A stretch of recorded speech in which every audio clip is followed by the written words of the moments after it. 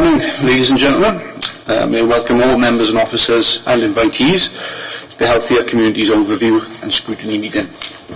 Just to confirm, as a council, we welcome the use of the Welsh language within our public meetings, but I can confirm that I have not received any notifications to use Welsh today. Therefore, the meeting will be conducted in English only.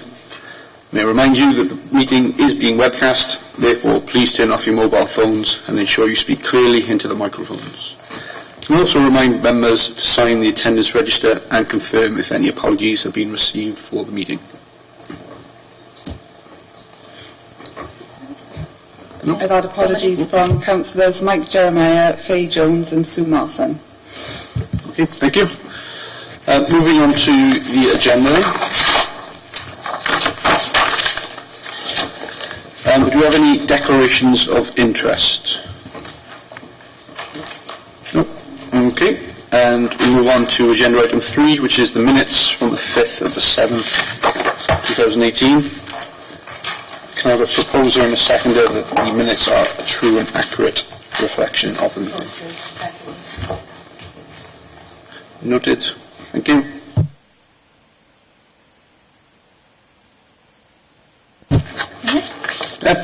We'll go on to the actions, and we'll just ask Rebecca to give a quick update. Thank you, Chair. Just to update members on an action that arose from a previous meeting.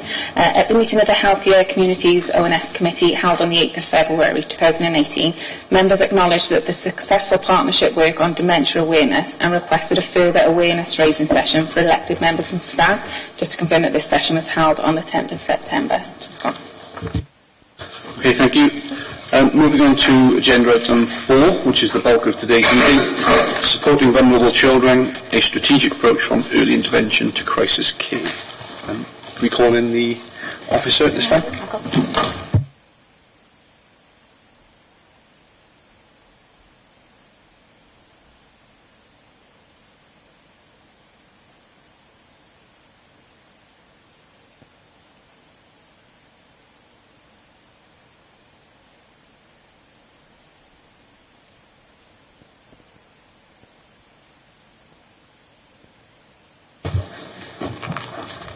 Good morning and welcome. Thanks for your time today. So we'll be asking a series of questions based on the Supporting Vulnerable Children Strategic Approach Early Intervention to Crisis Care report. If you could give a brief introduction of yourself and your role, it would be appreciated. Thanks. Thank you. My name is Jason O'Brien. I'm the Head of Children's Services. Okay, thank you, Jason. From my point of view, I think you probably have one of the most difficult jobs in the council, you and your team, so thank you for everything you do for the council.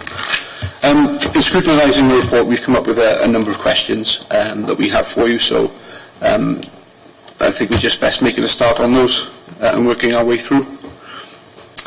So if we can start, Nick, with the first question.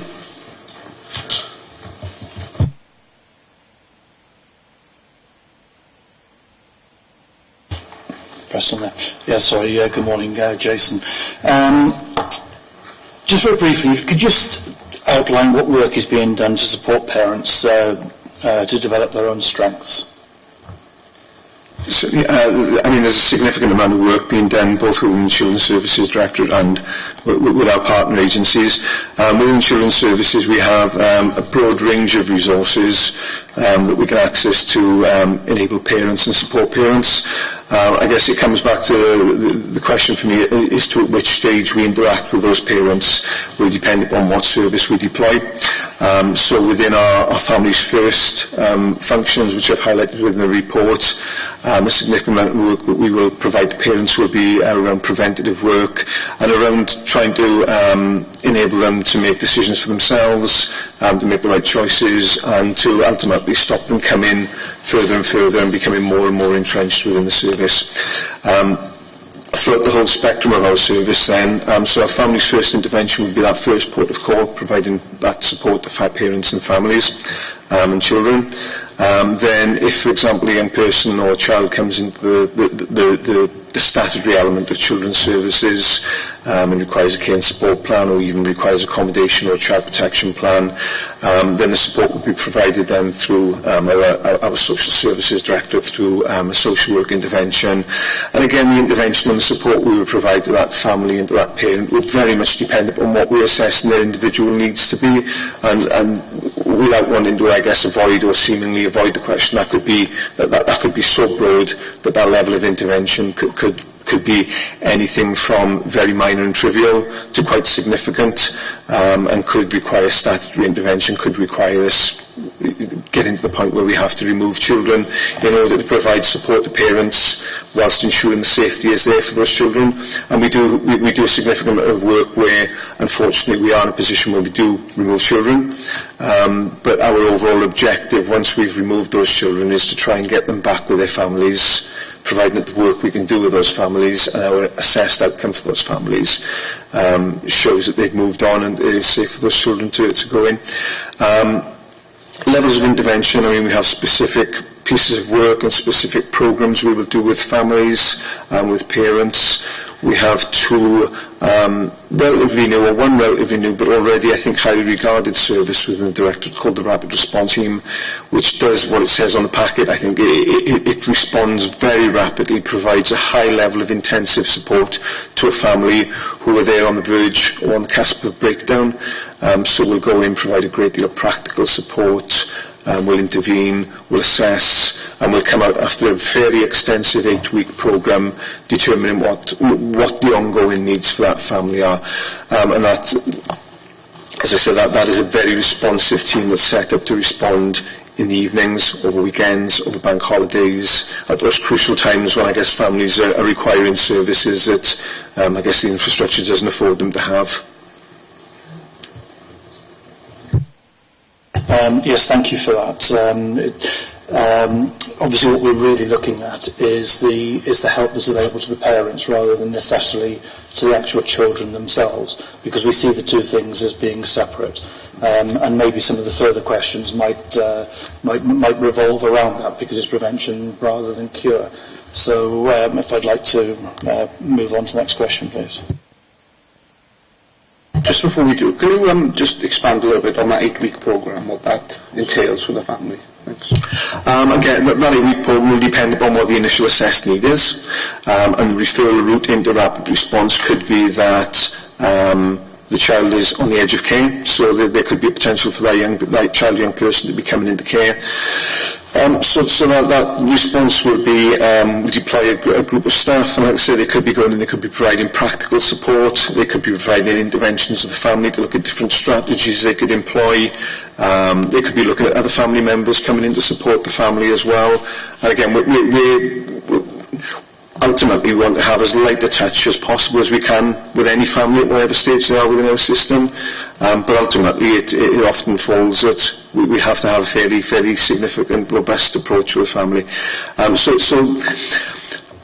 without going into the individual specific programmes of work, because again the needs of the family could be extensive. It could be around ensuring that liaising with our colleagues within health, within education, to ensure that parents and parents are understanding the education needs of a young person, ensuring they get to school, ensuring that they're understanding the health needs of a young person, ensuring that they're getting health appointments. We're also looking at the strategies that parents can employ. In managing sometimes, some challenging behaviour that they have, that we all have from children, I guess. Thank you. Councillor Constance. Good morning, Jason. How joined up and easy to access a partner agency services? Sorry, How joined up and easy to access a partner agency services? How joined up and easy is it to access multi-agency services, yeah? I think we've in the Children's Services Directorate, we've got very good relationships with our colleagues within education, within health. What I would say, and I'm sure what they would say about us as well, is that the services we access are very much depend upon what resources are available, and each agency being able to deploy their own resources. Within any plan that we incorporate for a family, for a child, for a family or for parents. We will pull in the agencies that are involved with that family, so as to ensure that we've got a broad plan. So the plan isn't just focusing on what children's services as a division are doing. The plan will focus upon what education are doing, what health they're doing, what any other agencies, and maybe Llamau or Women's Aid who are involved with the family, what they're also doing with their family to incorporate a plan. So to do our best to ensure that, first of all, we're all working the same objective and same outcome, that there isn't any duplication, and that we are clear about the needs of our family and meeting the needs of our family. So I think within multi-agency working, there are pitfalls within multi-agency working. I think I'd be lying if I didn't say that there were, because of the different agencies with whom we're interacting. But we have processes in place through our care and support planning processes, through our Families First planning processes, through our child protection planning processes, and through our looked after planning processes, where we bring all the key agencies together. Any follow-up? No? Okay, Janet. Sorry, Chair. Are there any gaps?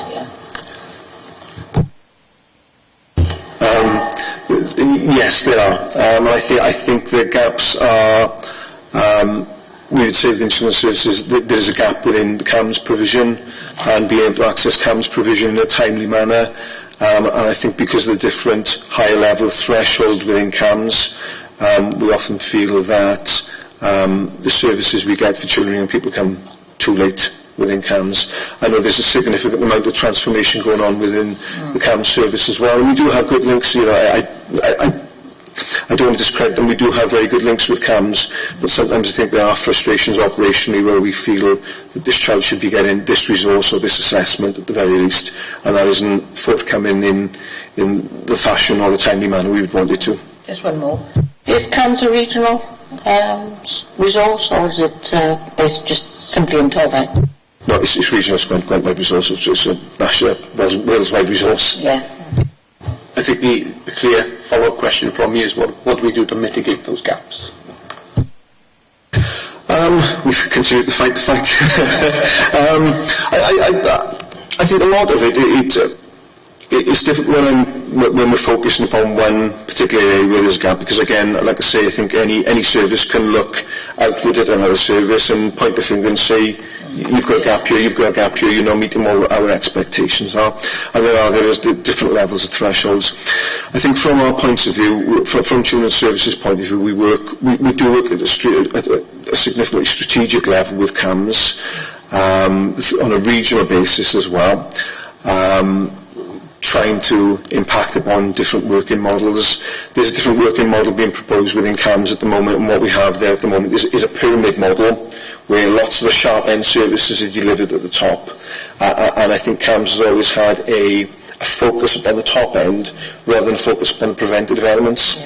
And there's a model that's being devised now called, it's moving from the pyramid model to an iceberg model, which is looking at how CAMS can intervene earlier, and I guess how they can deploy their resources based upon where need is being identified rather than waiting for those children to walk through the door at too late a stage, I would suggest. They're also looking at how they respond to children to vary their services so that it's not a clinical model, it's more of a service user focused model really, which I think is great, and that model moving forward is great. Within Children's Services, the Gwent heads of Children's Services, obviously of which I'm a part, we meet regularly with CAMS, and we meet on a regional basis through the Children and People Strategic Board, where CAMS on the table, looking at what the Gwent-wide issues are really. We have, albeit moving on from the CAMS model within Torfaen, we're fortunate we've got the MIST model, which is predicated under a CAMS, under a sort of mental health-based, psychological-based model. So we're able to access the MIST provision as well within Torfaen, which is with its weight in gold. But in order to, there's a lot of strategic work, there's a lot of Wales-wide work being done to review, I think, the CAMS, or to try and impact upon the CAMS provision to make it more responsive to children's needs. And I think there's probably some funding being made available as well around that as well. Thank you. Janet? Thank you, Jason. Probably answer some of the questions that I was just going to ask. What services are in place to identify vulnerabilities at an early stage? But I think you've probably answered some of that in the question you just said about CAMS. I think what we find, I think because there are resources, I think, I'm painting quite a pessimistic picture, I think, but because resources are drying up within all spheres, I think within public spending, there's an element where things like in terms of early intervention, early identification, we miss out. If I think of my time when I was a social worker many years ago, where we had a strong link with a broad range of health visitors, resources have dried up within that pool. So in terms of early identification, there's a gap there that has just diminished over the years, really. So that early identification rather than early intervention, sometimes we miss out upon, because I think that level of service that once was being provided isn't being provided.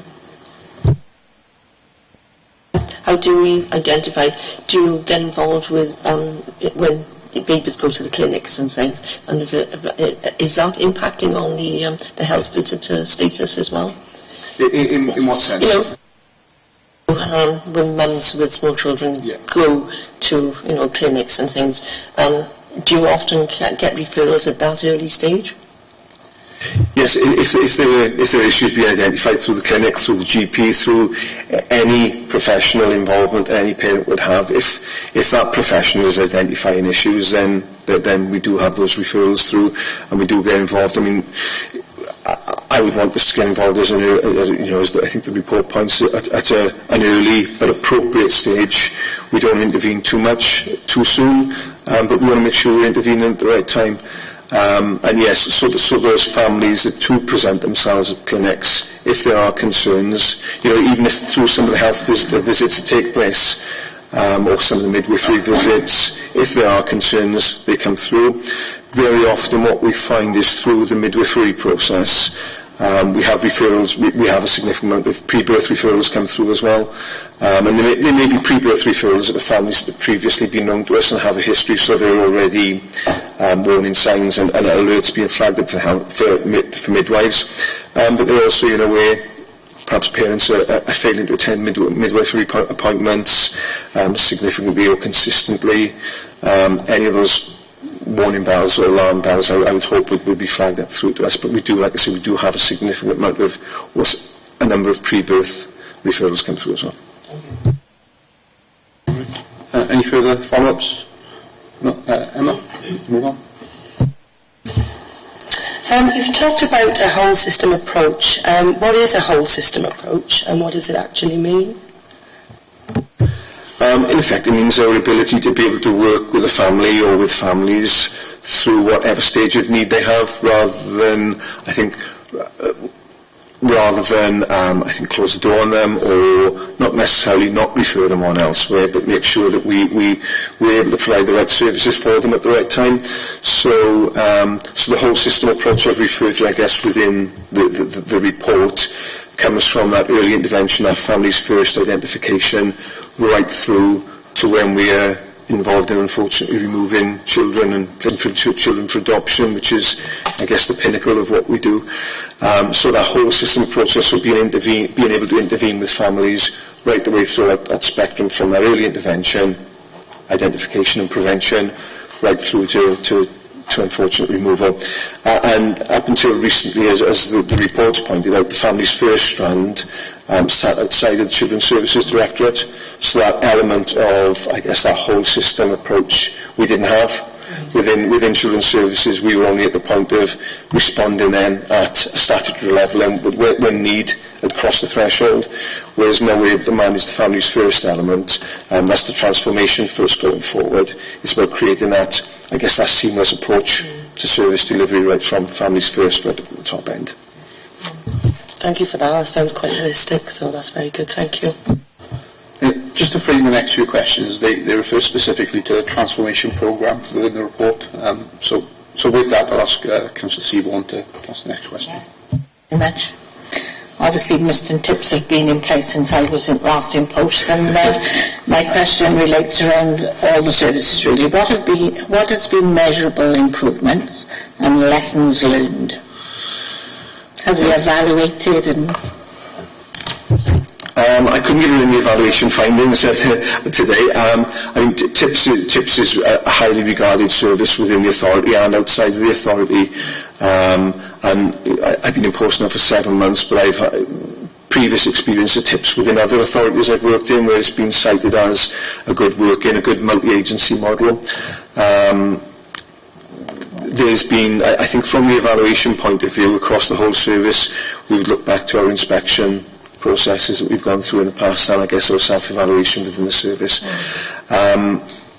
We've recently, Rapid Response, as I've mentioned, is a relatively new service that we've got within the Directorate, which I've already explained what it does, but we've started to evaluate the outcomes of that, and we've got a very crude but a brief report, a brief evaluation we've done, which has looked at the first 4 months of Rapid Response being in place. It came in place last November. We looked up until the end of the financial year initially. It's taken us up to April. And within that, we looked at the rationale for young people, families being referred in, which is around them being on the edge of care, being in care, and foster placement on the verge of breakdown, or requiring residential support, residential care.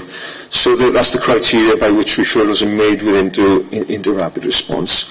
And I think we looked at, I think I've made reference to it in the report, there were 36 or 37 referrals came in to prevent children from being accommodated. So right on the edge of the situation was such that they would have had to have been accommodated within the next few days. And I think ultimately we went on to accommodate to bring 2 of those children into care.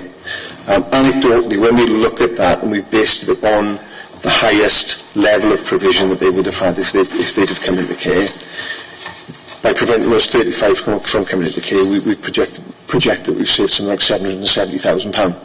I know it's a little anecdotal, and you could argue that of those 37, then not all 37 of them would have come into care. I'm realistic about that, but there's a significant proportion of those young people who, had we not intervened with the families and provided that family and parental support, we would have been accommodating more. So a very brief evaluation done of that project, which is showing that it's effective. The MIST project has been effective in bringing a number of young people back from high-cost residential placements in-house, back into the authority, where we're able to work with them more effectively. I think that the benefits of that are twofold. The benefits are residential placements cost a fortune, so the benefits are financial, but more importantly I think the benefits are for the outcomes for those young people, because MIST will provide a high therapeutic level of support for those children as well. We've again the MIST, we're currently in the process of evaluating MIST, because there's a regional piece of work being done on MIST at the moment, where Torvine has been I guess the pioneer of MIST, but across the Gwent areas now, the other 4 local authority areas are setting up their own MIST provision, and it's based upon the effectiveness of our MIST. I haven't got the figures to hand here, but I can get those. And we're currently evaluating MIST and the effectiveness of MIST to see how and if we can vary the functions. MIST has been in place now for 12 years, 15 years thereabouts. So we're reviewing at the moment whether it's currently in situ in the best place, whether the staff makeup is there, whether it can be more aligned to children's services, because at the moment it's a commissioned service through Action for Children. So we're just looking at the means by which we can perhaps make that effective project more effective. I'm aware I haven't fully answered the question there, because it's about figures for evaluations, but I guess it's anecdotal. We have success. And lessons learned for me is the main lessons I think that we're not learning, because I think we already knew them, and the IPC reports point heavily towards that. It's about the alignment of services, and having that seamless approach to working with families. Like I say, from early intervention. I come from a background previously to come into this post where prevention and early intervention was a focus for us, and we all had that, the ability to manage the prevention and early intervention service has been missing within children's services. So in terms of a lesson learned, that lesson was learned before I think I came into post. But that's a valuable lesson, I think, a lesson that we're taking forward. Okay, thanks very much. Good answers. The next question is, has the new ALN bill been taken into consideration? It has, to a certain extent. We've met with the Additional Learning Need Bill, we've met with Tracy Pedo, I think, has got the lead for ALN, and I think because they're going to be there's going to be significant impact upon education, obviously, there for the numbers of children and young people who will be determined as having ALN, rather than, I guess, the high level of threshold for SEN as it currently stands. So the level of service there that I think education will need to be providing will be higher. From a children's services point of view, there's still some learning for us. And some direction of travel for us on that. I mean, speaking, if I'm honest, it hasn't been incorporated fully within our developments going forward, but we've touched upon some of the changes that will take place as a result of that. Next question, please. Sorry, thank you, Jason. I think you've touched on the next three questions that we have, and Chair, if I could just take them as together. We're referring really to the reviews that have been done by the IPC recently, and we were interested to find out what specific actions have been proposed, and what actions have been completed, and what are the impacts. And also, do you have an action plan in place in response to both of the IPC reviews? So in terms of the primary action that's taken place has been Families First coming and sitting within the Directorate, and that was from the Don't Walk By evaluation they did. So Families First coming in, I think that's one of the most significant actions that's taken place, is us now managing that part of the service. We have in order to align up our early intervention and that strand, that golden thread of prevention, we've been successful in getting some transformation money and appointing a group manager, an additional group manager within the service, whose sole responsibility is there to align up that front end, to look at thresholds, to look at referral routes, to look at referral criteria, and to look at which service is best to action any identified need. So I think they're the two key developments we've had as a result of both those services, as a result of those reports, has been Families First coming in, new group manager coming in, the alignment then of that group manager has overall responsibility for family focus, family first, and rapid response. So her role going forward is to align up those three preventative early intervention provisions that we have within the Directorate. So almost banging three services together, if you like. In terms of going forward, one of the big areas for me that's pointed within the second IPC report, the Appendix 2 report, is around how we deal with the front door, how we deal with referrals that come in through the front door.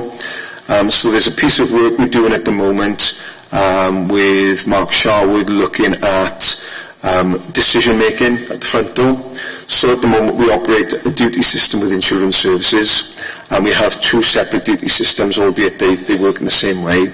But we have a duty system in the north and a duty system in the south of the borough, because that's how we split up within children's services. So what we've noticed within the north is that there's been a significant number of referrals that have progressed through the system. In comparison to the south, they're disproportionately higher. So there's a piece of work being done as a result of looking at our overall front door, to look at the decision-making processes and to look at the effectiveness of decision-making, and are we making the right decisions within that duty pod, or within either of the duty pods, are we making the right decisions, and consequently linking in with the reports, are we bringing it back to working with the right people at the right time. So in tandem with that as well, what we're looking at is the front door as far as it relates to customer care, and looking at how we can align our children's services duty system into customer care, so that families and a family who, for example, may self-refer, or family who may phone up for advice and assistance, at the moment their first port of call will be with customer care. And then customer care will refer that family into children's services. And in my eyes then, we've already, yes, in terms of an analogy, they've crossed the front door via customer care, and they're stuck in our porch for children. So they're already in our house. And in my eyes, if we had a perhaps more effective system at the front end, where they were having that advice and assistance straight away, to be blunt, we wouldn't even have them crossing the threshold. So that's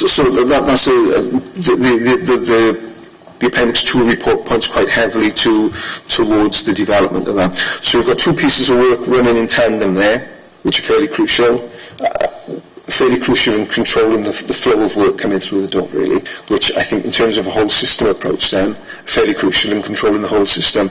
If we haven't got the front door right, we're not going to get the rest of it right. In terms of any plan we have in place, we have a transition plan within children's services, transitional plan that's there, which can be made available, which is focusing upon that early intervention strand and aligning up the early intervention processes. Okay? Just on the front door bit, obviously customer care had specialised social work experience at one time. Does it mean extra training in customer care to deal with the social services aspect of it? I think it needs more than specialised training. I think it needs a resource from children's services and even from adult services, so that specialism is there, and that there's a social worker or a community support worker, for example, there, who is able to deal with the queries as they're coming through that door. So I think it needs more than training. Yeah. It needs a resource. Yeah.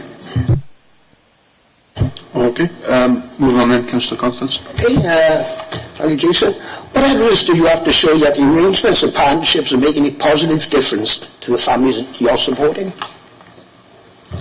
In terms of the evidence, again, not with, but for me, it's going to be around the outcomes we have for families.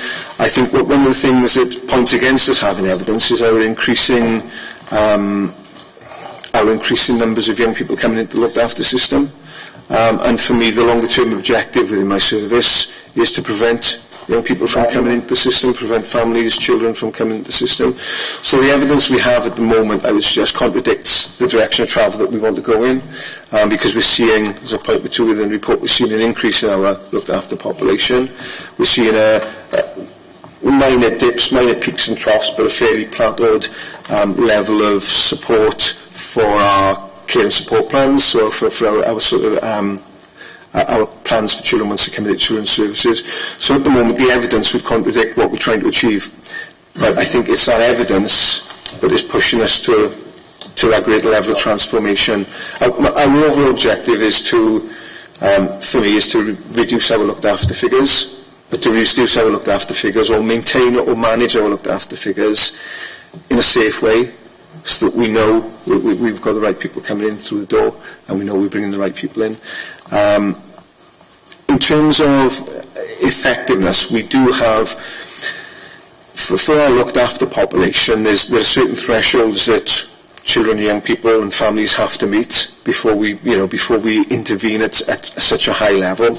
And for our looked after population, which are generally accommodated and brought in because of safeguarding issues, when we look back at our more recent, I think the 378 that we had in June, of those 378 we had in June, 94% of those were going through the court processes or had been through court processes. So the level of concern around that child's welfare that we had was so significant that not only did we test it and say, yes, we need to be providing this high level of support, not only did we test it, but the courts have tested it as well.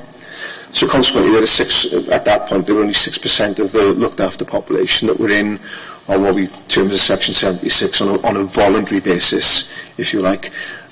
Whereas if we probably look back 10, 15 years ago, that may have been, the figures for that may have been the opposite. So in terms of the numbers we've got coming through, they're being tested effectively through the courts process as well.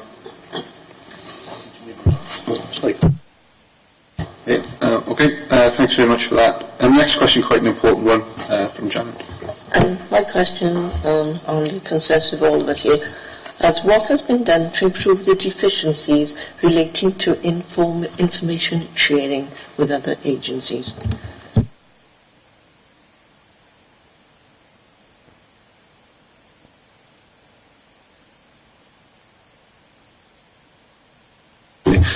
One of the things the biggest thing we've done is, again, coming back to bringing Families First within the Directorate. Families First operated on a separate database, a separate system previously.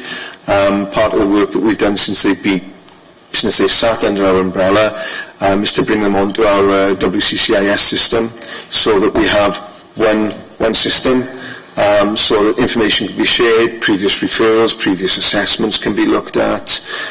So within the Directorate, at the very least, that information sharing, I'd say it's still in need of development, because we changed them over to the WICA system at the end of April. So in terms of backlog of work that we have to bring back onto the system, so still work in progress, but it's a work in progress, just moving at a rapid rate. So in-house, I think we've got ourselves in order. The other services, that we have attached to us, like Family Focus, Rapid Response, TIPS, they're all part of the WICA system as well. So everything there, in terms of information sharing within the Directorate, is there. Information sharing then going on from, if a child moves on from children's services to adult services, obviously we've got the WICA system then, the same system within adult services, so that move on, and that smooth transition of information sharing then. In terms of the multi-agency information sharing, it's a minefield. And particularly with the recent legislation around information sharing and retention of records, and who you can share and how you can share and all the rest of it.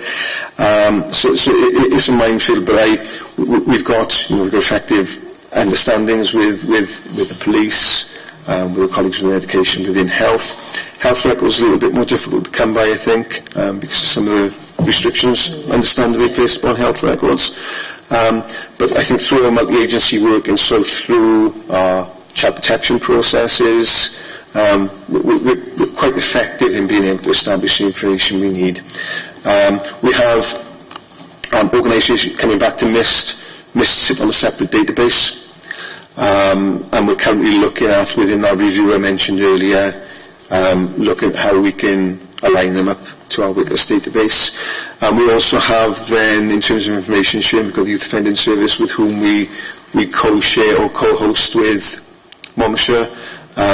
They sit on the Monmouthshire database, so on a different database to us.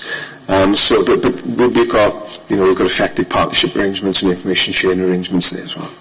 Thank you. It's nice to see that you have admitted there are gaps and they are being addressed, so I'm really pleased about that. Thanks very much. Next question then from Emma. Thanks. How is resource managed and protected to ensure they're not diverted from Family First into other services? I think that's a really good question, because I think what we've had since Families First have come in-house, I think previously, what we've experienced previously is a lack of understanding, because of where Families First have sat and where Children's Services have sat. It's almost been never the twain shall meet. So I think there's been a very different understanding of where thresholds are, and sometimes what each service actually does and how they work with families.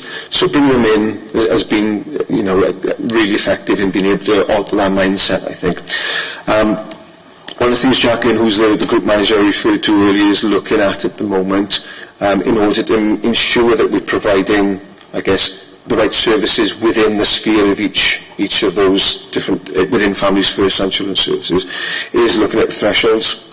So looking at where those thresholds sit. So this threshold meets, or this level meets Families First criteria. This level meets Children's Services criteria. But what we don't want to do with that as well is throw the baby out with the bathwater and just see families bouncing in and out of the service. So going into a Families First directed or Families First service, then coming into a mainstream children's service, then being stepped down back into Families First. So the work for us going forward is around looking at, I guess, the service use of the families' experience of bouncing back and forth. Families First is funded separately. So in terms of the protection they have there, they're grant funded. There are some issues there because the grant funding within which Families First sits under was previously ring-fenced, but now it comes under the whole flexible fund pathway, of which there are various components of finance or supporting people, some prevention from the Youth Offending Service, Families First, some elements of Community First, are all pulled into one pot. So I think as time goes on, as that pot no doubt will reduce, we'll be arguing and fighting for resources going forward. But at the moment, there is that level of protection there within Families First. And like I say, that piece of work going forward, and that piece of work I think we've addressed at quite a good level at the moment around thresholds and who sits here. Previously what we had, for example, was just to talk you through the journey of a family, if they were within Families First. If they were in Families First and then there were subsequent child protection research concerns, Families First would close that case. And then Statutory Children's Services would do their investigation and pick that child up. Or maybe not pick that child up because it may determine, through their investigation or through our investigation, we may determine that there isn't a child protection issue. So Families First would have closed. That family would have come into Statutory Children's Services. We would determine that there's no real issue. They'll have gone back to Families First, but what we're looking at is to make that seamless, so Families First have that involvement with that child and family until such a point that we reach a point that it is clearly and transparently a statutory service then, and when the request requires more enforcement rather than voluntary engagement. Yeah, lovely. Thank you very much, that's great. Yeah, you touched on the next question, Rose? Yeah. The next question is, does the transformation programme have its own funding? Yes, yes it has. Yeah, through the pathway I've just mentioned there, then, and there are separate parts of funding. So at the moment, but it's moving. The rapid response team was funded through an Educare grant that has now become an in-house grant. So. In the information and findings section, you state that 36% of the cohort examined were in receipt of the wrong tier of service. So what have you done to rectify this going forward? This is where we brought one of the rationale for bringing Families First within the Children's Services umbrella, because I think what that Don't Walk By report alluded to was that Families First were working with a significant, or were working with children and families that perhaps had exceeded their threshold, so they should have come into the Children's Services sphere, but also that there were some children and families with whom they were working with, and indeed with whom Children's Services work with, who don't require the level of support that's being provided and could be provided support through mainstream service. So the big thing we've done there is brought Families First in. I think that was the crucial statement, I think, within that report that led to needing to look at Families First functions differently. Thank you. It certainly jumped out to the committee. It certainly jumped out to the committee as we were looking at it. So, thanks for that. That makes sense. Next question, please, Nick. Yes, again, Chair, if you'll permit, the next few questions I think you've gone through quite well, and I'll just give you an indication of what they were and then come on to a question. What are you doing to improve the front door arrangements? I think you've covered quite well. What service changes have been made via the transformation agenda? So maybe in your answer pick up just a little bit of that. And who are the other agencies who prevent people entering the front door? Those were what we were looking at.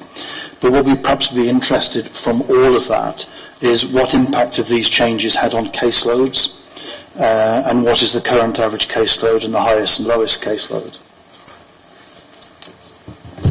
At the present time, I would say that the impact it's had upon caseloads has been minimal. because it's a work in progress, it's a direction of travel for us.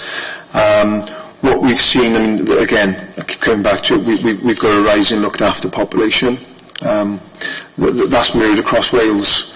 I was with a colleague yesterday, and again, not a hard, fast figure, but she indicated that over the summer period, their looked after population had risen by 300%, which is eye-watering. So across Wales, we're seeing that increase. So in terms of our work going forward, it's around managing that workload, the flow coming through the door. Again, coming back to the point around the front door, if we get that right, that's where we can make sure the right service is being provided at the right time to the right people, and that the wrong people aren't being provided the service as well, if that makes sense. So our figures, our looked after population is rising. I think since I've been in post, we've gone from, I think we had a low of about 375, and we've had a peak of 391, and we tended to plateau off about 385, I think, at the moment.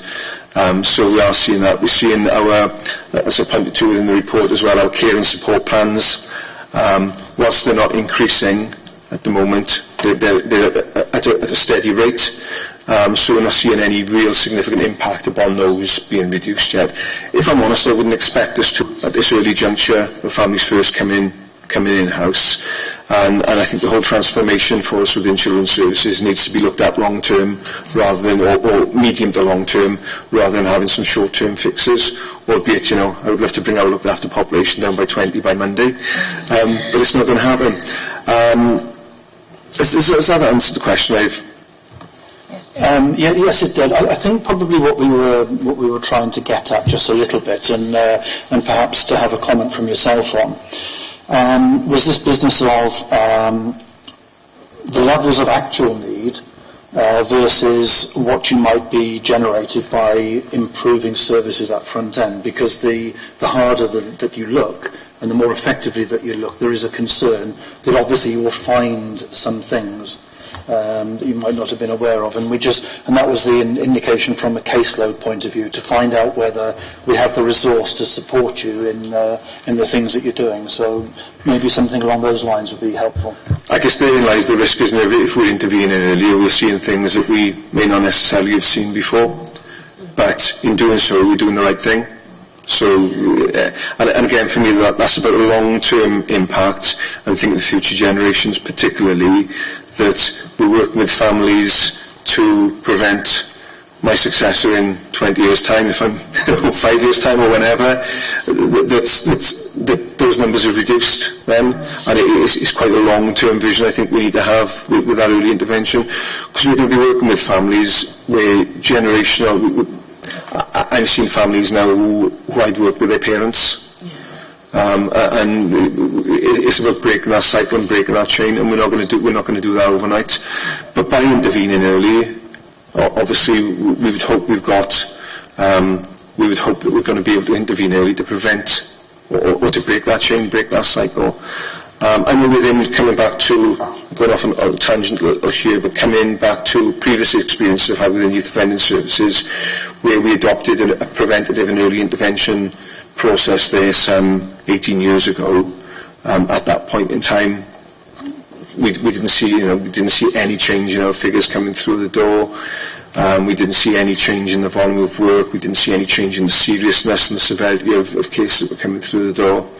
Now you look at it, and you look at the numbers of first-time entrants that are coming through the door within the criminal justice sphere for children and young people has reduced dramatically. It's gone down from a previous authority I was working in over the last 18 years. It's gone down from something like 480 first-time entrants within a 12-month period to 45.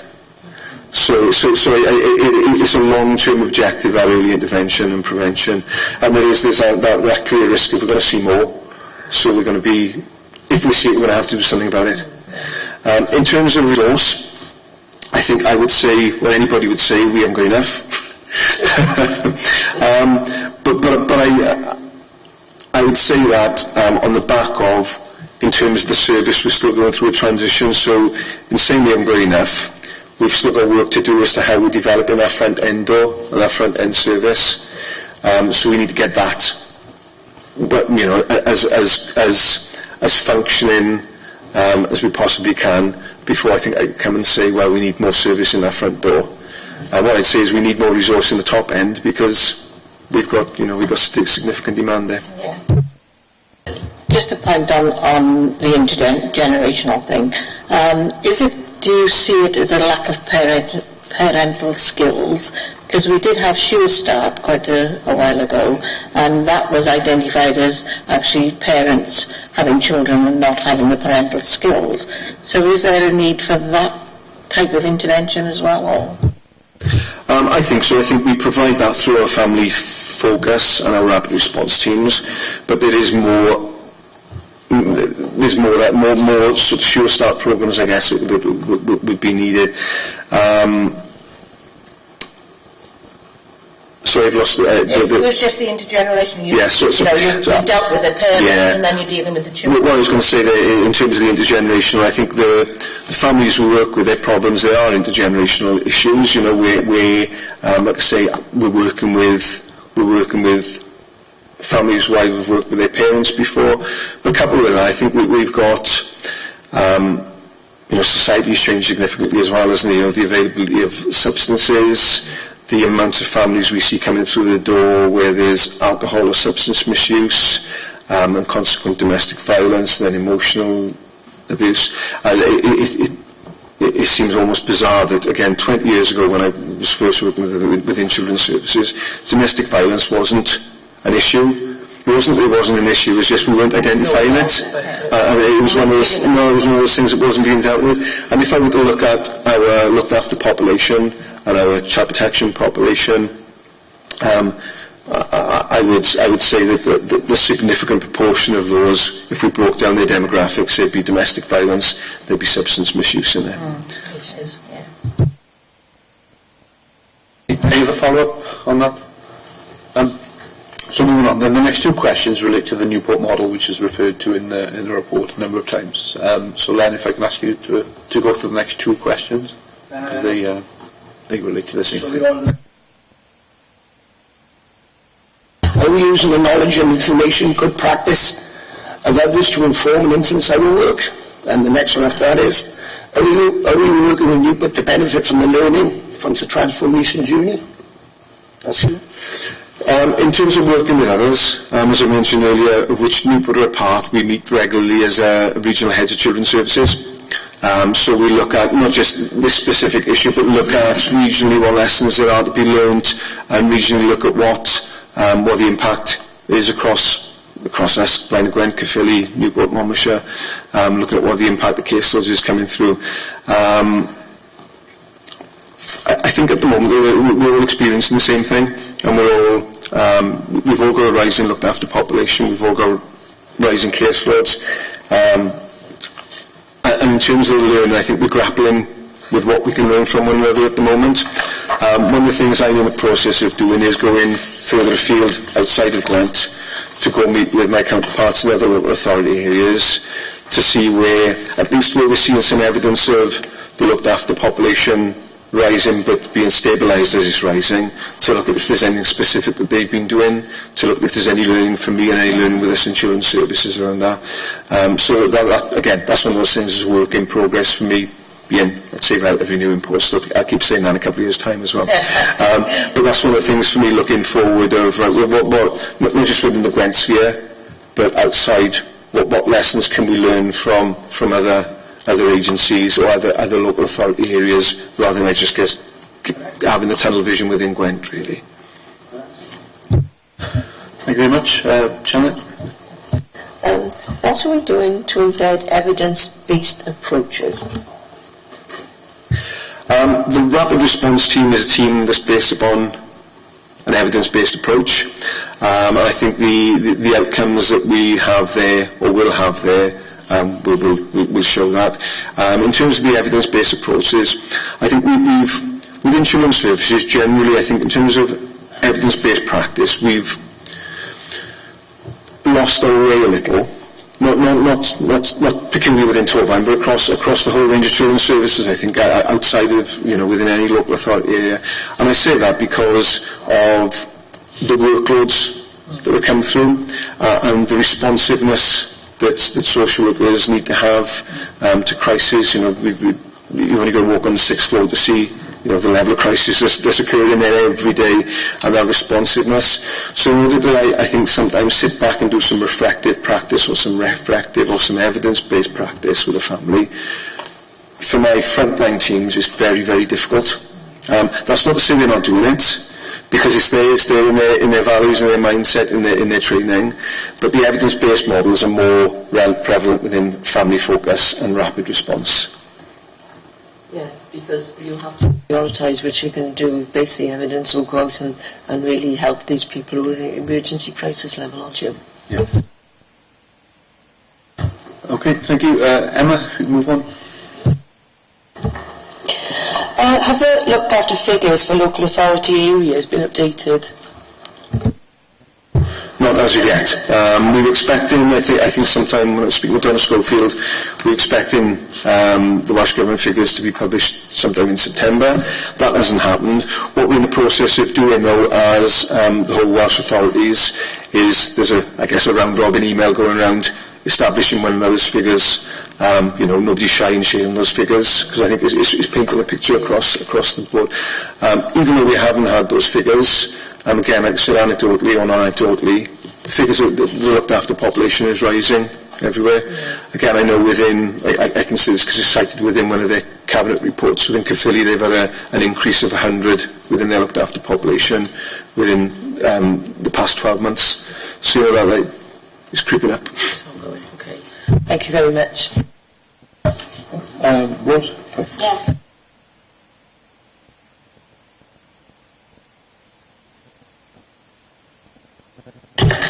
What early intervention and prevention strategies are you referring to? And then there's a couple more there. Do you want me to take those, Chair? And then in the transformation agenda designed to encourage families to self-help and look for support, is the transformation agenda encouraging self-help? Is the transformation agenda encouraging self-help? Yes, yeah. And for parents to look for their own support rather than knocking on the door of social services, I think that is. So our early intervention strategies, yes, we do have them. They point towards the link up between Families First, Family Focus, Rapid Response and Children's Services. And that strategy was developed before I came into post, and that strategy was developed as a result of the Walk On By report, which again led to Families First coming in-house.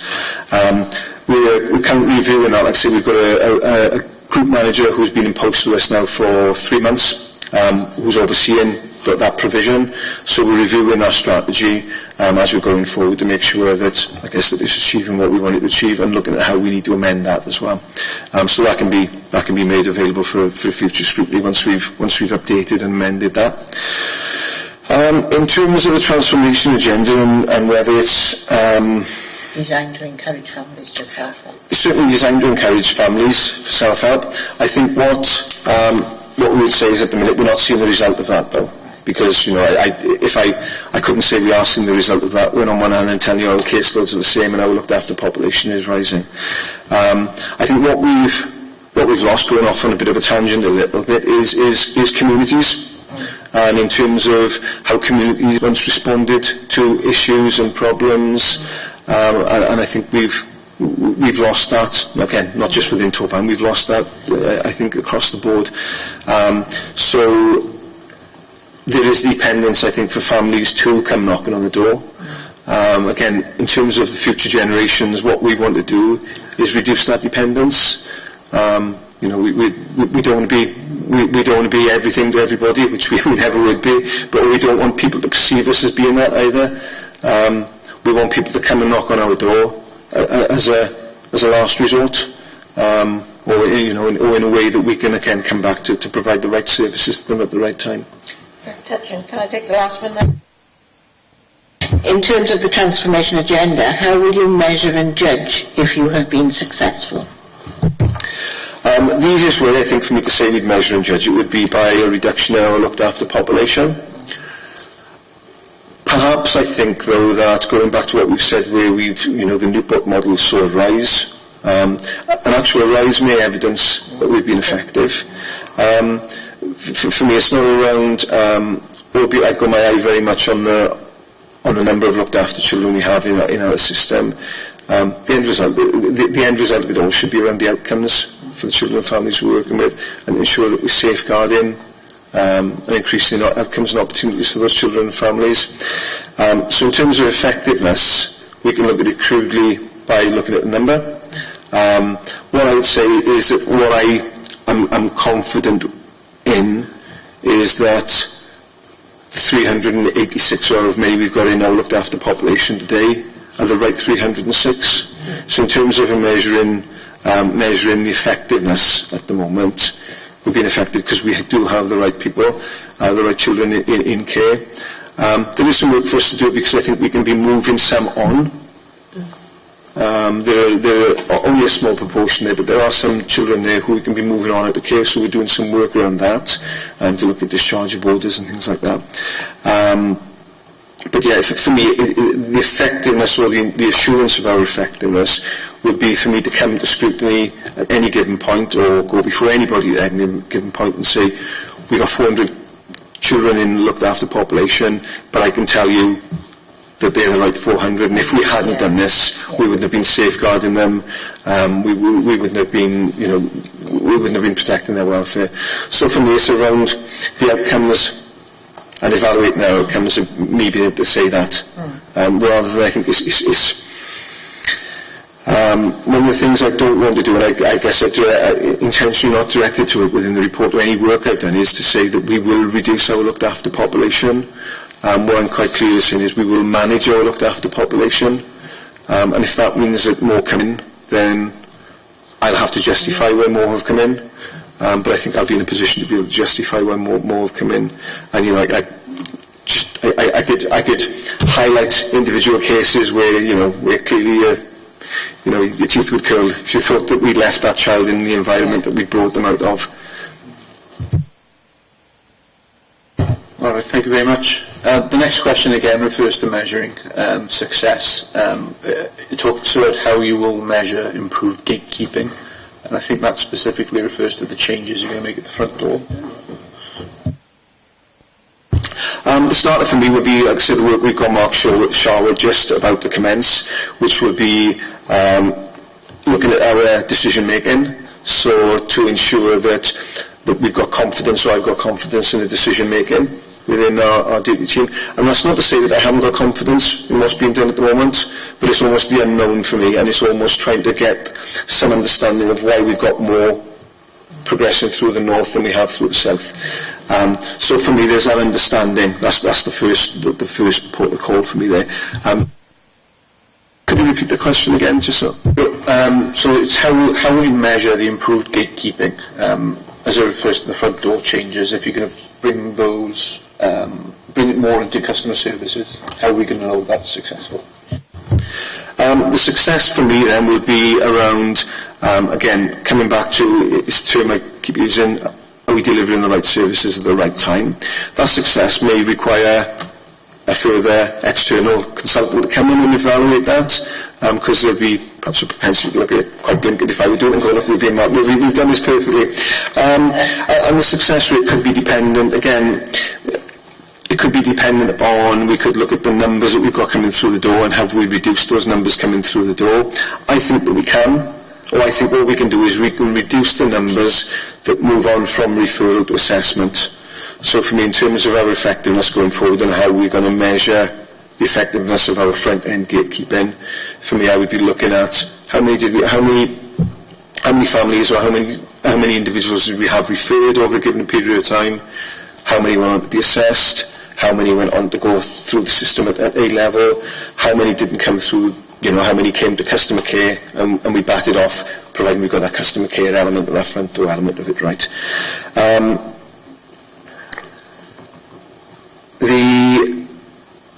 So the gatekeeping, so that measuring how they're coming through, measuring the direction of travel.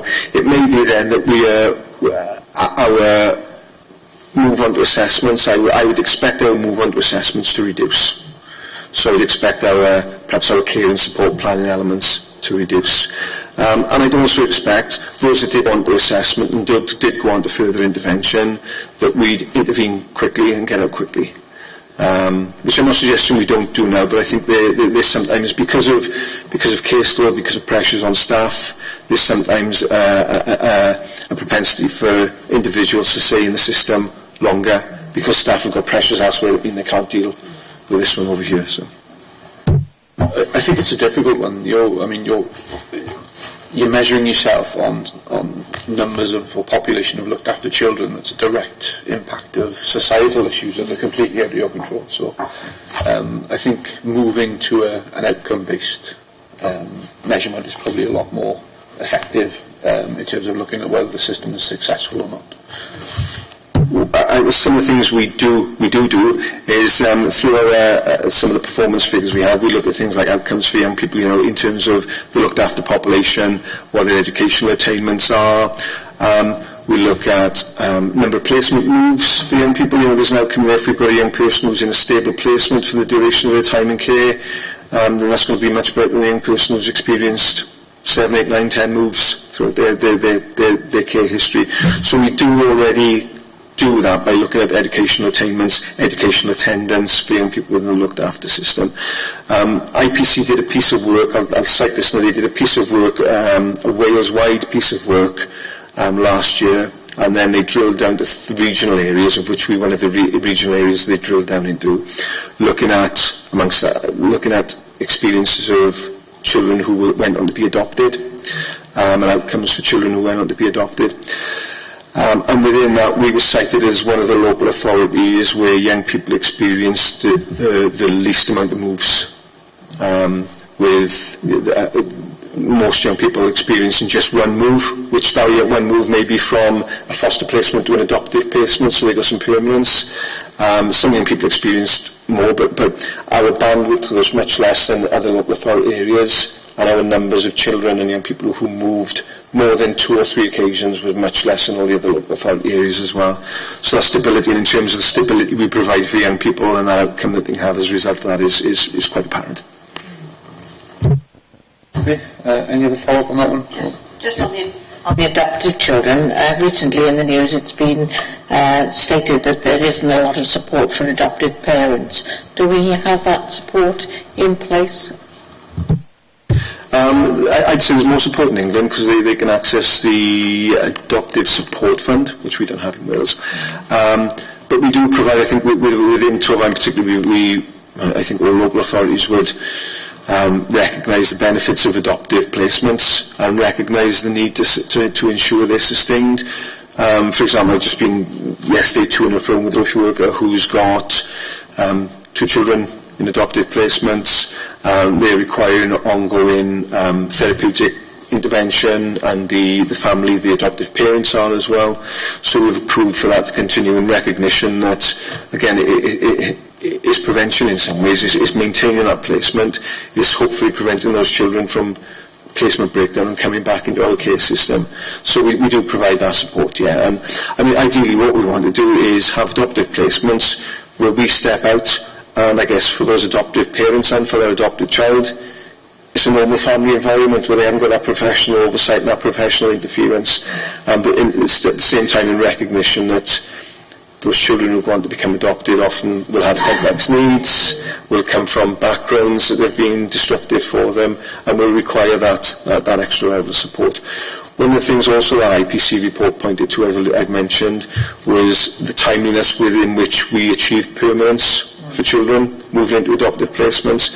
And again, we were a local authority that was in the top band, if not at the top of the band, that showed our decision making, and then the period of time that we kept young people in placements prior to adoptive placements was really low. So our move on was good, and because the sooner we get a child, and the younger we get a child into an adoptive placement, providing that that's what's required for them, then the better. If we have better outcomes if we have a 6-month-old baby in an adoptive placement than if we have a 6-year-old child who's experienced 6 years of love dysfunction. Okay, thank you. Nick?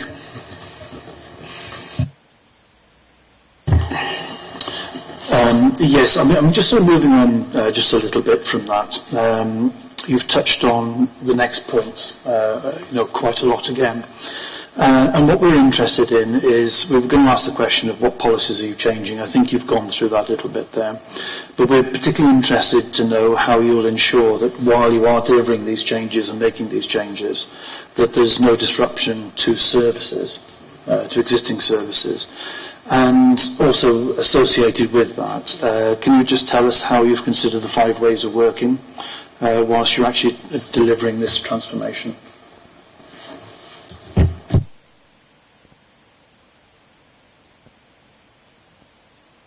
Just to add, the 5 ways of working refers to future generations.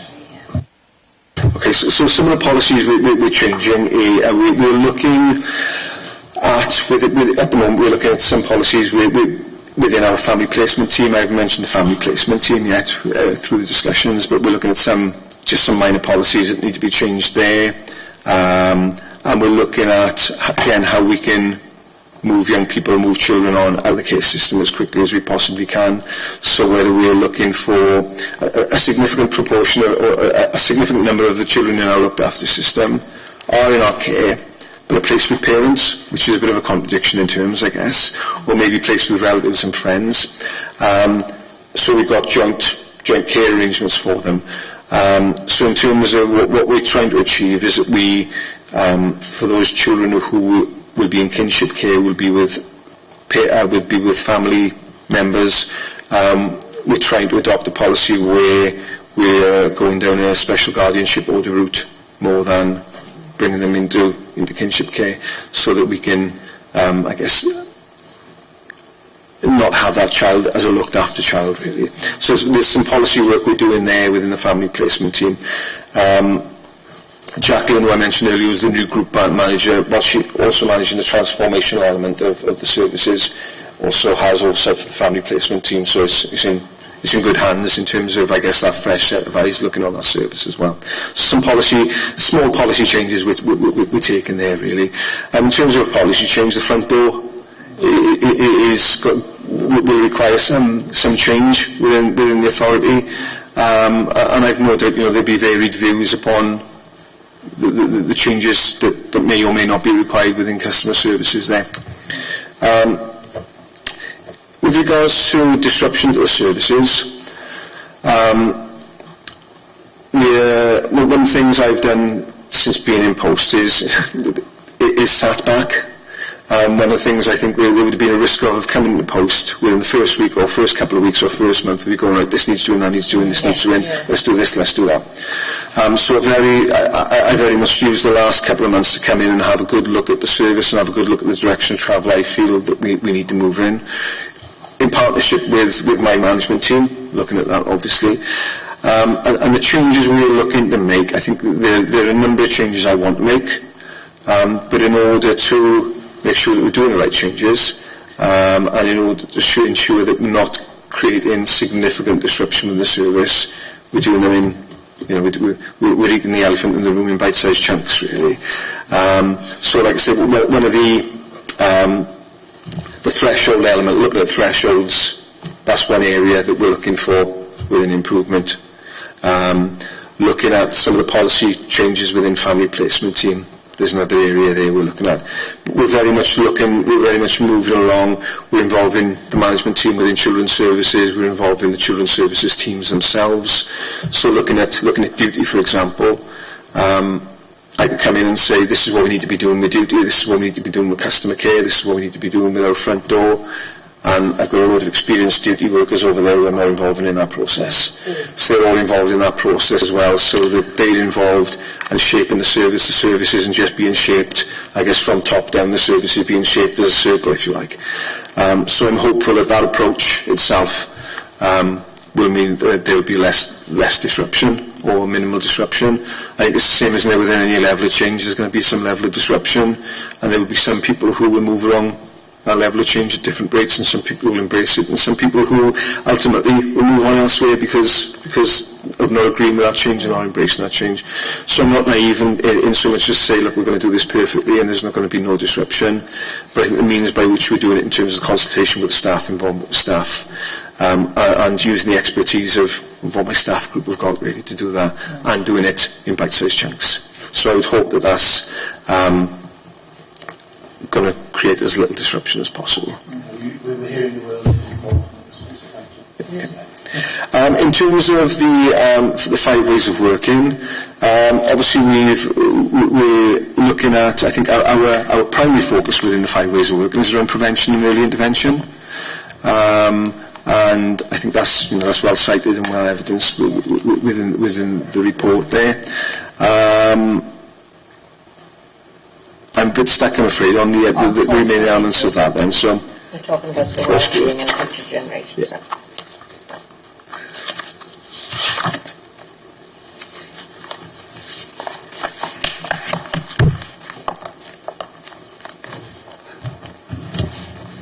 Yeah, I think I think that the paragraph I've got there covers what I'm trying to achieve. I know that's not specifically answering the question, is it? I'm struggling with that one, if I'm honest, at the moment. Well, that's fine. If if you want to take that one away and maybe come back, just with a bit more of an expansion on the 5 ways of working and integration, that'd be great. But I think our focus with our 5 ways of working is prevention, and that's the crucial bit for me. And I think within the body of the report, because that's been what I focus on, I probably lost direction on the other 4 then as well. Okay, that's the next question. Where are we now, James? Because we answered most of these questions. What practical steps? What practical steps will you take to integrate your services transformation with existing plans and strategies of the other public organisations to help us all contribute fully to the several national wellbeing goals? So we go on from that? Yeah? And your next one is, what have you collaborated with in finding out more about the problem with potential solutions? Does this proposal use resources efficiently, effectively? What have you worked with to consult with other organisations that may be involved in delivering non-statutory services for children and families? That is it. There's only one audit, so... It's all right. Okay. Yeah, so don't let you do more or not. So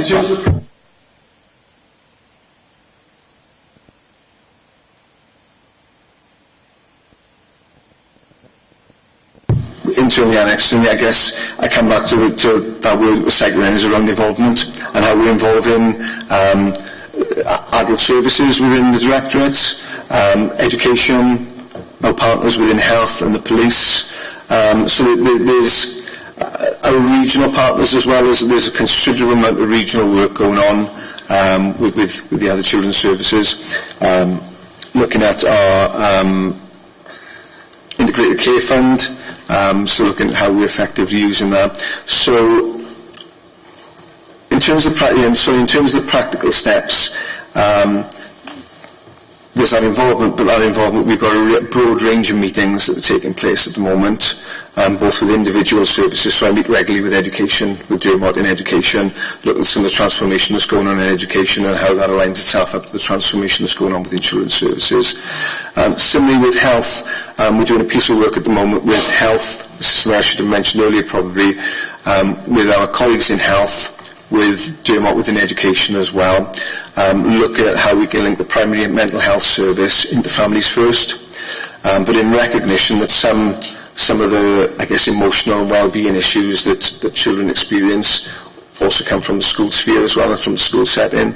So having meetings, we're currently looking at a process by which we can develop the attachment of primary mental health under our Family First provision. So involvement and meeting with the right people. There's still for me a world out there within Torvine that I'm still trying to understand as well, if I'm totally honest, and trying to understand the links that we have, because it's vast. So I think that's some of the practical stuff we're doing. In-house as well, some of the practical stuff we do, I think I've already touched upon in terms of looking at our policies, looking at our means of working, One of the things that we're having difficulty having any impact upon is the court system and how we're working within the court system. We're very much directed and governed, and it sometimes feels as if we're being case managed by the court. That's massive, significantly difficult to impact upon, and again, Children's Services, particularly within Gwent, but I know within other areas, are really grappling with how we do that, and we're struggling with that. Yeah. There was a time when there was a lot of resources going into the courts that, absorbed all social services funding near enough. Yes, yeah. And has that evened out a bit? Are they taking lessons learned? I don't think I can answer that from the court's point of view. I'd be on dangerous ground if I did, I think. But we do see, and thinking of my experiences historically with Insurance Services and how they relate now, the volume of work we have to put through the court, which previously we wouldn't have had to have done, we would have risk managed, is massive, and that has an impact. So there's practical steps I'd like to take there, but I'm not able to within the court system. In terms of who we've collaborated with, our key partners, our key statutory partners around health, education, the police, adult services, within the Families First sphere as well, we work well with Brynavon, our colleagues within housing, so there's a lot of, a significant amount of agencies we've got working agreements through Families First. We've got some of our Families First strands through Brynavon, providing preventative services there as well. And within the PSSU, and we work quite strongly within community safety as well. Does the proposal use resources? I can just jump in there. I think the next two questions we probably covered through discussion already. So if you want to move on to, in your view, has the Don't Walk By strategy been fully implemented, and is it successful? I don't think it's been fully implemented yet, because I think then the subsequent review, the IPC did the second review that they did, links in with the walk on by, and I think it's difficult. It almost feels as if they've segued into one another. So the Don't Walk On By strategy hasn't been fully implemented, but it's being implemented. And like I say, the bringing in, I guess you could say it's been fully implemented because we've brought in Families First. So there's an element there in terms of what the report pointed to of Families First being more aligned with Insurance Services. We've done that, we've brought them in, but we've still got work to do now they're in with us. So there's still work, like I say, around thresholds, around criteria, around working practices. So there would be an element, I think, of the two reports where I don't think I'd ever be able to sit here and say it's been fully implemented, because I think they will always lead to another piece of work. There'll always be a work in progress, which I think is healthy. I wouldn't be standing still upstairs thinking, do you know what, we've cracked it, we've done it. Because Have a day off. yeah.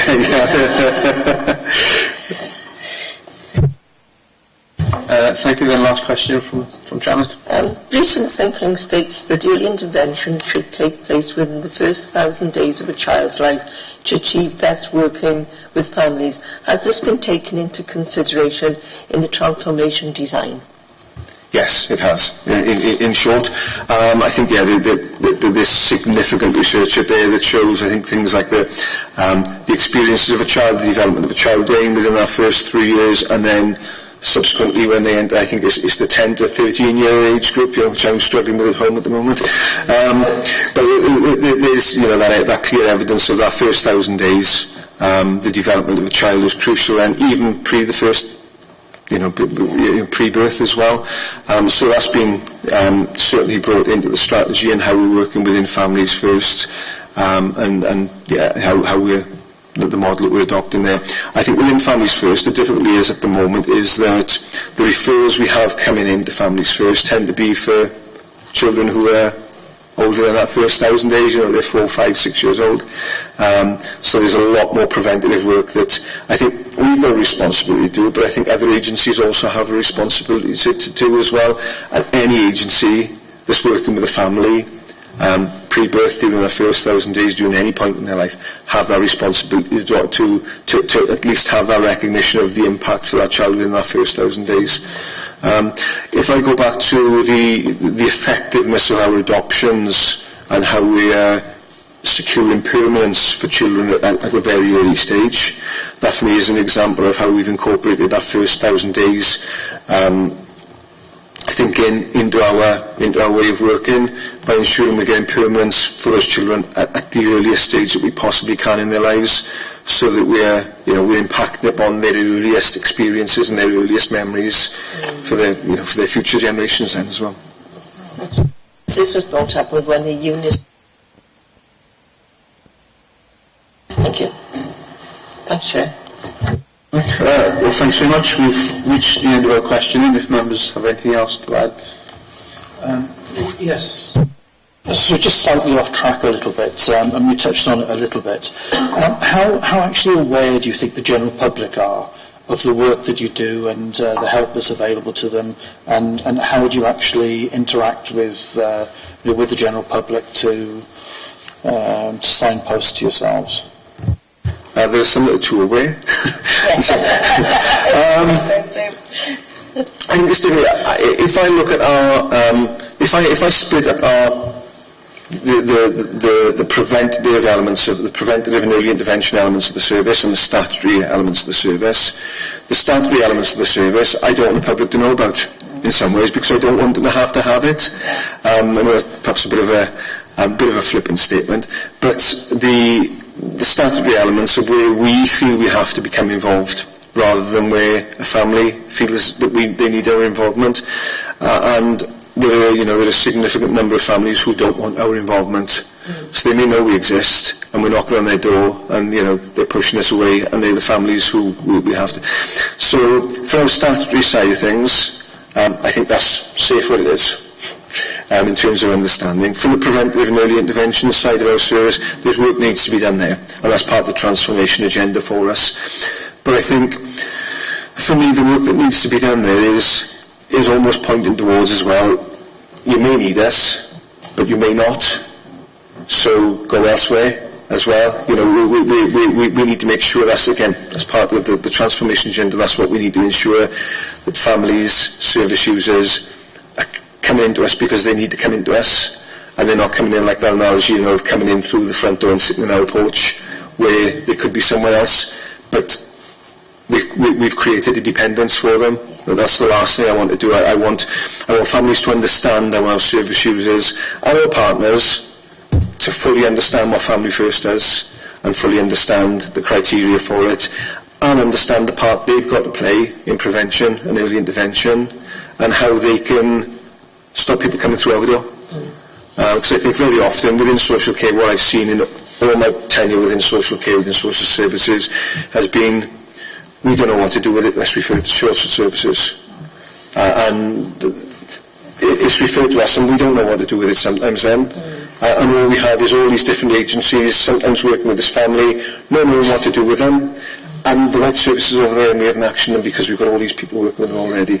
So this work needs to be done for our partners and for the general public to understand what Families First provision does, I think. Just think we need to learn some lessons from health, where we're discouraging people from going to the hospital with a cut finger, get a plaster and look after it, rather than go down and wait in A&E for 4 hours and then get a plaster. Yes, so we need to learn that lesson. If I just use an example, we're overhearing some discussions in the team the day where we had a parent contacting us because their child wouldn't go to school that morning. And you've got to come and get them off me. And I mean, there may be other issues within that family that we perhaps need to explore. But that was the immediate crisis, was I can't get my child to school. We've not had any involvement with that family before. I can't get my child to school. You need to come and intervene. Well, we don't. We're not going to. All right. Well, thank you very much for that. Some excellent answers there. Again, thanks for your attendance today. I think you and your team have one of the most difficult jobs in council, so please pass on our gratitude and our thanks to each and every one of them. We can let you get off for now. Thanks very much. Thanks so much.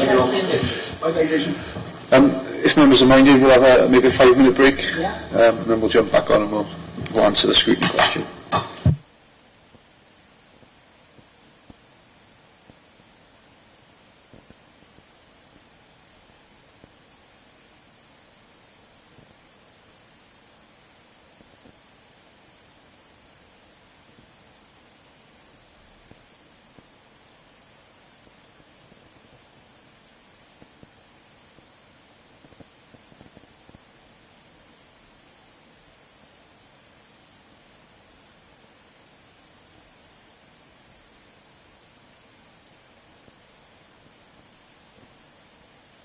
Again, then we'll look now to the scrutiny activity required from us. So members are invited to consider the information contained in the report to assess whether local arrangements and partnership working is effective and making a positive difference in supporting families earlier with the right services at the right time. We're asked to consider the findings and key recommendations of the evaluative reports completed by the IPC Institute of Public Care, question the means by which transformation is being achieved, develop a basis of understanding in order to challenge and scrutinise developments, achievements and challenges related to the transformation of service delivery, and finally determine what lessons have been learnt and how these lessons will be incorporated into service development going forward. So we just need to facilitate this session and put down some ideas of things that we need to challenge, additional information required, and any questions, comments or concerns going forward. So I'll open it up to the floor. Jason, I'm concerned that although Jason answers some of our questions, he didn't fully answer at what time when we've given support to children and families, at what point do they say, right, it's now time to try and stand alone? We're here to back you up, but, you know, we need you to think about self-support. To try and frame that, are we saying that we would like more focus on bringing people to help some backing if needed, but the time is right to stand alone.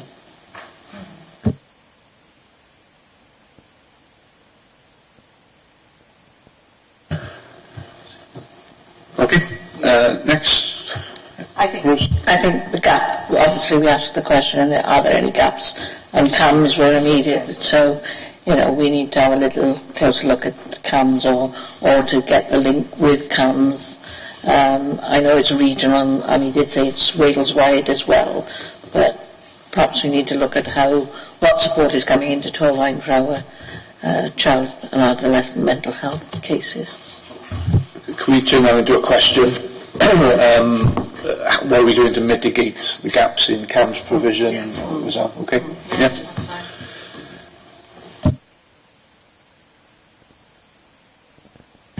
Can I just say about the customer care element? So what are they doing to sort of increase training around customer care? So when people are coming into social services, ringing our first point of contact, there should be maybe a dedicated service for that, rather than coming through just the main customer care. Well, I think he said he's allocating an additional resource to take care of that. So are we asking, has that resource been made available? Or Yeah, I think we need to ask that question really, because if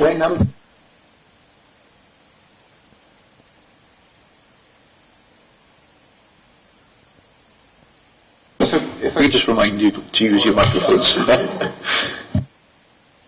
Can I just come in there, Chair, please? When we're discussing here and debating, we're looking to recommend things that you feel are valuable to the Head of Children's Services to help him develop his services. So while we'll note your questions, we really need to think about recommendations from the committee to help him with his transformation journey. Okay.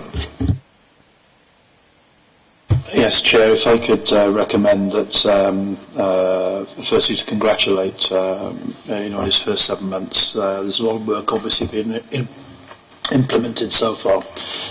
He did indicate that he'd been in post for 7 months and he'd sat back and looked for a little while. And he alluded to the fact that he was going to put some implications in afterwards. Maybe we could recommend that when he's formulated his plans for his department, that he report back to us what those plans might be.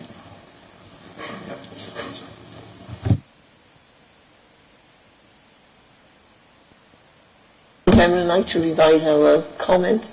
Can I recommend that we ask the department at what time through the system that they will encourage families to stand alone?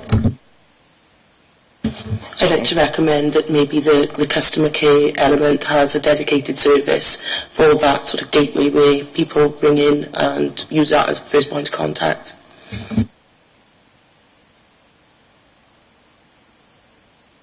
Okay. Any other recommendations or comments? If we pick up the north and south teams, I think the recommendation is they should evaluate north and south teams so that they're actually singing to the same hymn book or using the same guidelines to admit people into the service or signpost elsewhere. That was quite an interesting thing that he was talking about. I'd be interested to know a bit more behind that metrics. What is it they're measuring, and what are the differences between the north and south, and why does he feel that those differences are there? It could well be a population basis, because there's a lot more population in Cwmbran and the south area, and they get an exit strategy a bit quicker than dealing with families. I don't know. So is it appropriate for us to ask for additional information? We can ask for that. Yeah. We brought that to scrutiny. Yeah. Just make another recommendation. We're looking at the way in which transformation is being achieved. So could we get a recommendation in that sort of like with the services that they're changing around, is there something they can do to sort of make sure that the same people are working with the same service users so that we've got a seamless service going on? Yeah, that was one of the things I noted through your discussions, and he's mentioned the transformation plan, so whether you want to recommend that comes back before scrutiny, that you can scrutinise the appropriateness and progress and impact of I'd like to recommend that, yes. Yeah. Please.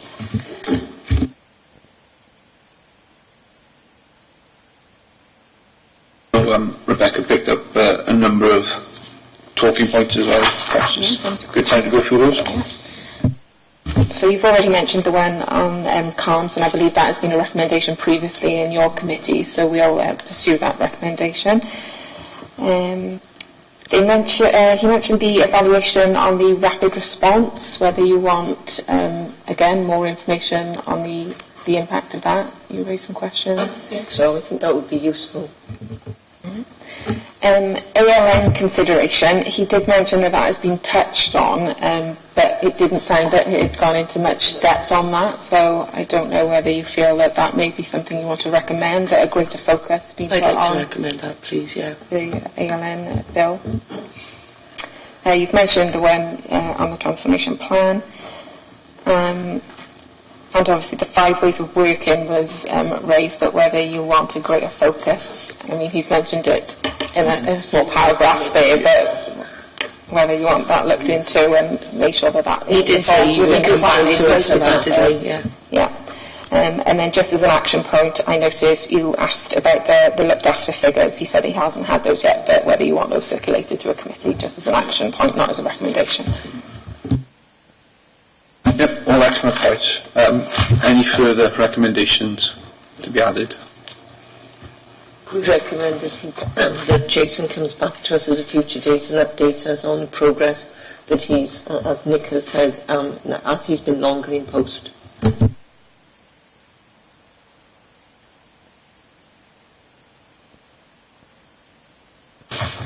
Okay, we're good to go. All right, well, thank you members for your attendance today, and thank you for Rebecca and Helen for facilitating today. We'll go ahead and close the meeting on that basis. Sorry, Chair, can I just remind members, the next meeting is the 22nd of November. If the committee are agreeable, I'll work with the Chair to determine which item in your basket of items is the most timely and priority-wise, and then we'll develop the pro forma, send it out for you to comment on and to consider who you'd like to invite. So I'll email that out once I've spoken with the Chair. Okay. Excellent. Thank you all very much. Cheers.